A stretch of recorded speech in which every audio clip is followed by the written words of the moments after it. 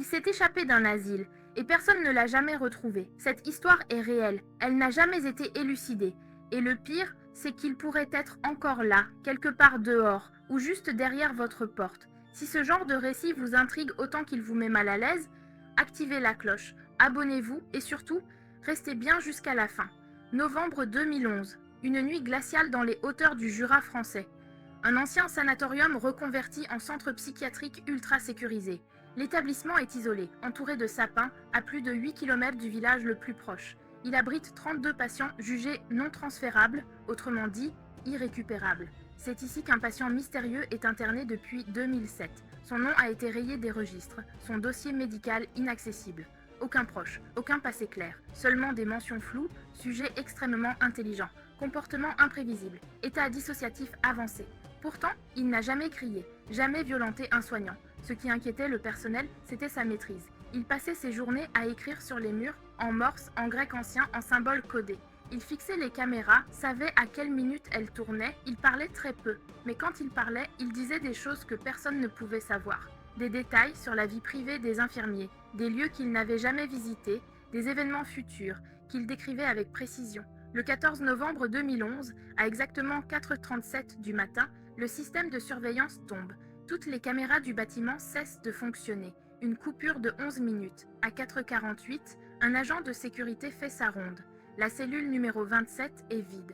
La porte verrouillée, la fenêtre fermée. Aucune trace d'effraction. Et sur le mur, une inscription, gravée avec une cuillère fondue contre le radiateur. Je ne suis pas fou, c'est eux. Les alarmes n'ont jamais sonné, les détecteurs de mouvement n'ont rien capté, et aucun enregistrement n'existe. Le lendemain, un médecin tente de signaler la disparition. Il est mis à pied. Aucun avis de recherche n'est publié. L'administration parle d'un transfert confidentiel vers un hôpital militaire, mais sans preuve. En coulisses, le personnel comprend. L'affaire est enterrée. En quelques jours, les témoignages étranges se multiplient. Dans les villages proches, plusieurs habitants signalent avoir vu un homme nu, sale, le corps couvert de griffures, rampant à quatre pattes près des habitations. D'autres entendent des bruits métalliques la nuit, des grattements contre les fenêtres, des pas dans les greniers. Une famille retrouve son chien égorgé devant sa porte. Un vieux fermier affirme avoir tiré sur une silhouette qu'il observait derrière les arbres à 3h du matin, mais n'avoir retrouvé aucune trace de sang.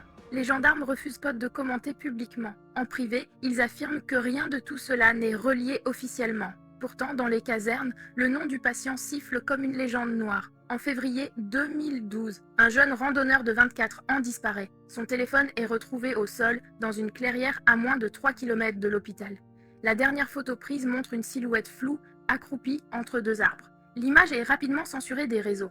Sa famille ne l'a jamais revu. 2 ans plus tard, en 2014, un ancien infirmier de l'asile contacte un journaliste indépendant. Il révèle que le patient évadé n'était pas un simple malade. Selon lui, il avait été interné après avoir travaillé dans un programme expérimental clandestin lié à des recherches en neuro-ingénierie humaine. Il aurait été exposé à des protocoles visant à effacer ou modifier certaines zones du cerveau. Résultat, un individu extrêmement instable, mais capable de performances cognitives anormales. Le patient aurait montré des signes de perception extrasensorielle, des capacités d'anticipation, des épisodes de transe où il parlait dans des langues mortes. 3 semaines après cette interview, l'infirmier est retrouvé pendu dans sa cave. Aucun message. L'affaire est classée en suicide. Depuis, plus rien. Aucun corps retrouvé. Aucun nouvel indice. Officiellement, il n'a jamais existé. Mais officieusement, des habitants posent encore des caméras autour de leur maison. Certains refusent de sortir la nuit. D'autres affirment que la cellule numéro 27 n'a jamais été réaffectée. Elle reste vide, fermée à double tour. Et sur le mur, la même inscription. Je ne suis pas fou, c'est eux. Est-il encore vivant? Est-ce qu'il rôde dans les forêts, caché aux yeux du monde? Ou est-ce qu'il n'a jamais été humain et que tout ça n'était qu'une tentative de confinement? Une chose est sûre, ce n'est pas une légende, ce n'est pas un film, c'est un fait. Une évasion jamais résolue. Un homme ou une entité qui court toujours et qui pourrait ce soir passer devant chez vous. Si cette histoire vous a glacé le sang, abonnez-vous à la chaîne, laissez un like, un commentaire et surtout, laissez la lumière allumée cette nuit. À très vite pour une autre histoire vraie qui vous empêchera de dormir. Allez, ciao!